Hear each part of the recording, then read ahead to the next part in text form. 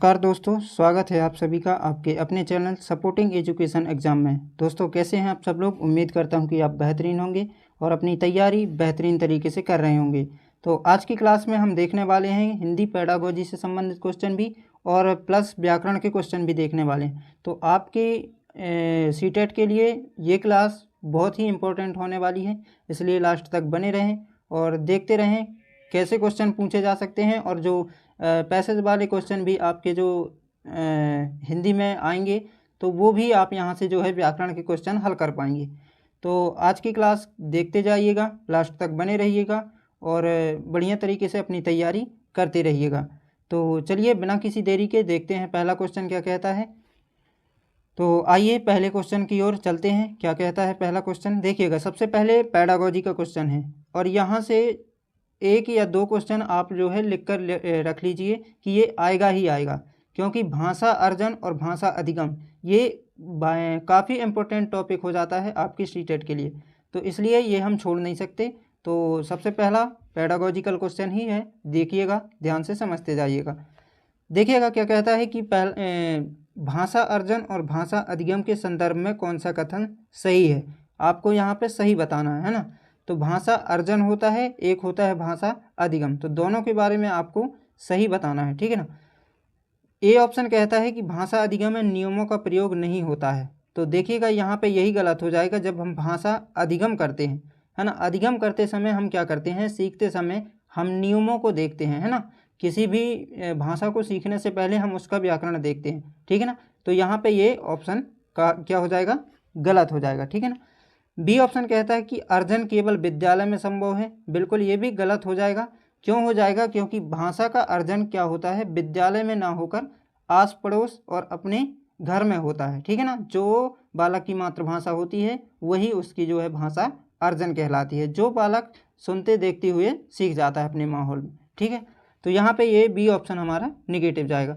C option कहता है कि भाषा अर्जन सहज और अधिगम प्रयासपूर्ण होता है, और यही ऑप्शन हमारा यहाँ पे सही हो जाएगा। जो भाषा अर्जन होता है ये क्या होता है, सहज होता है, स्वाभाविक तरीके से बालक जो है भाषा का अर्जन कर लेता है। जबकि भाषा अधिगम जो होता है ये प्रयासपूर्ण होता है, इसका हमको जो है व्याकरण देखना पड़ता है, तब हम किसी भी भाषा को बोल पाते हैं, ठीक है।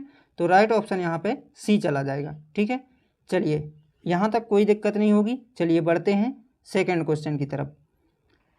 सेकेंड क्वेश्चन देखिएगा उपचारात्मक शिक्षण से है। यहाँ से भी 100% है कि क्वेश्चन आएगा आएगा, ठीक है ना। तो देखिएगा उपचारात्मक शिक्षण का मुख्य उद्देश्य क्या है, नया पाठ शुरू करने की तैयारी करना। बिल्कुल यहाँ पे ये नेगेटिव हो जाएगा, ऐसा नहीं है, ठीक है ना। प्रतिभावान छात्रों के लिए अतिरिक्त कार्य देना, किसी भी बालक को अतिरिक्त कार्य नहीं, हमको जो है समान तरीके से बालक को पढ़ाना है। सी ऑप्शन कहता है छात्रों की अनुशासनहीनता को रोकना। क्या ये हो जाएगा नेगेटिव। यहाँ पे उपचारात्मक शिक्षण का मतलब होता है छात्रों की अधिगम कमियों को दूर करना, ठीक है ना। उपचार का मतलब होता है कमियों को दूर करना, ठीक है। तो अधिगम की सीखने की कमियों को दूर करना उपचारात्मक शिक्षण का मुख्य उद्देश्य होता है, याद रखिएगा, ठीक है। बढ़ते हैं अगले क्वेश्चन की तरफ। अगला क्वेश्चन देखिएगा, यहाँ से व्याकरण से क्वेश्चन है, ध्यान से देखिएगा। क्या कहता है, यथाशक्ति शब्द में कौन सा समास निहित है। तो आपको बताना है कि यथाशक्ति में कौन सा समास होगा, ठीक है ना। तो देखिएगा जहाँ पे भी आप उपसर्ग देखेंगे, यहाँ पे उपसर्ग लगा है शक्ति के पहले यथा, तो जहाँ पे भी ऐसी चीज़ दिख जाए तो आप अव्ययी भाव समास की तरफ जाएंगे और राइट ऑप्शन यहाँ पे हमारा डी चला जाएगा, ठीक है ना, ठीक है। बहुव्रीहि क्या होता है, तीसरे पद की ओर संकेत करता है। तत्पुरुष क्या होता है, और यहाँ दिगु जो होता है ये संख्यावाची होता है, ठीक है ना। तो ध्यान रखिएगा यथाशक्ति यानी शक्ति के पहले क्या लगा है, यथा, तो यहाँ पे क्या हो जाएगा अव्ययी भाव समास, ठीक है। चलिए बढ़ते हैं अगले क्वेश्चन की तरफ। अगला क्वेश्चन देखिएगा, अगला क्वेश्चन भी पेडागोजी का है। कहता है कि प्राथमिक स्तर पर भाषा शिक्षण का सर्वाधिक महत्वपूर्ण उद्देश्य क्या है। तो देखिएगा प्राइमरी लेवल पर भाषा शिक्षण का सबसे मुख्य उद्देश्य जो होता है विभिन्न संदर्भों में भाषा का प्रयोग। यहीं से हम पता कर पाते हैं कि बालक कितना भाषा को सीख पा रहा है, ठीक है ना। तो भाषा शिक्षण का यहाँ पे मुख्य उद्देश्य यही होता है कि बालक विभिन्न संदर्भों में अलग अलग तरीके से कैसे भाषा का प्रयोग कर पा रहा है, ठीक है। राइट ऑप्शन सी चला जाएगा। अगले क्वेश्चन की ओर चलते हैं। अगला क्वेश्चन देखिएगा व्याकरण से है, क्या बोलता है, निम्नलिखित में से कौन सा शब्द तत्सम है? यहाँ पे आपको बताना है कि तत्सम कौन सा है। तो तत्सम वो शब्द होते हैं जो संस्कृत के होते हैं। यहाँ पे राइट ऑप्शन हमारा डी चला जाएगा। अग्नि जो है ये तत्सम शब्द है, ठीक है ना। ठीक है, चलिए अगला क्वेश्चन देखते हैं। अगला क्वेश्चन देखिएगा, अगला क्वेश्चन है अलंकार से। यहाँ पे भी आपको ध्यान से देखना है। तो यहाँ पे देखिएगा, कनक कनक ते 100 गुने मादकता अधिकाय में कौन सा अलंकार है, आपको ये बताना है। तो यहाँ पे आप देखेंगे कि यहाँ पे जो है शब्द की आवृत्ति बार बार हुई है, और जहाँ पे भी शब्द की आवृत्ति बार बार होती है वहाँ पे कौन सा अलंकार हो जाता है? यमक अलंकार हो जाता है, ठीक है ना। तो राइट ऑप्शन यहाँ पे बी चला जाएगा, ठीक है ना। चलिए बढ़ते हैं अगले क्वेश्चन की तरफ। अगला क्वेश्चन है, देखिएगा मूल्यांकन से क्वेश्चन है। सतत और व्यापक मूल्यांकन का क्या अर्थ होता है?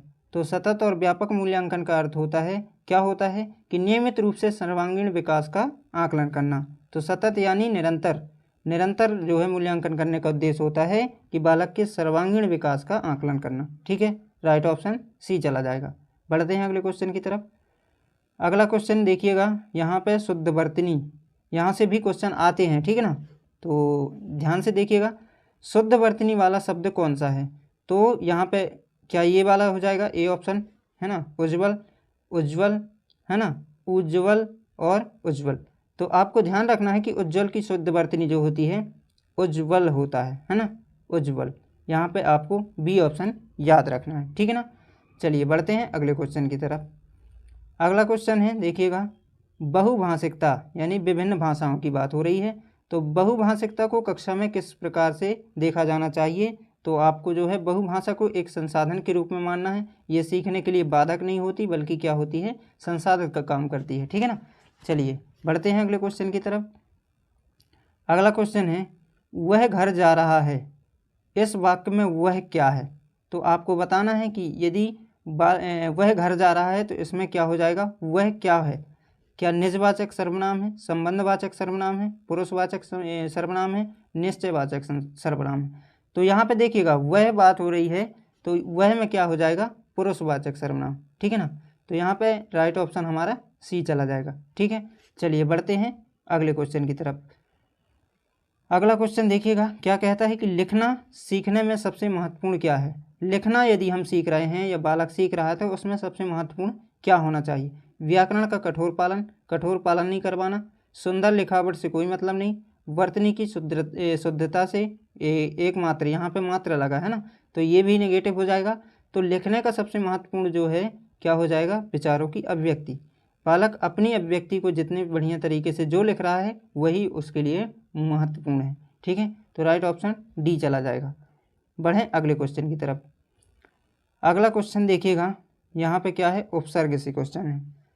क्या लिखा है? प्रत्युपकार है ना, शब्द में कौन सा उपसर्ग है? तो प्रत्युपकार में कौन सा उपसर्ग हो जाएगा? तो आपको यहाँ पे ध्यान रखना है कि जो प्रत्युपकार है इसमें प्रति उपसर्ग हो जाएगा, है ना। तो यहाँ पे राइट ऑप्शन डी चला जाएगा, ठीक है ना। चलिए बढ़ते हैं अगले क्वेश्चन की तरफ। अगला क्वेश्चन है विधियों से।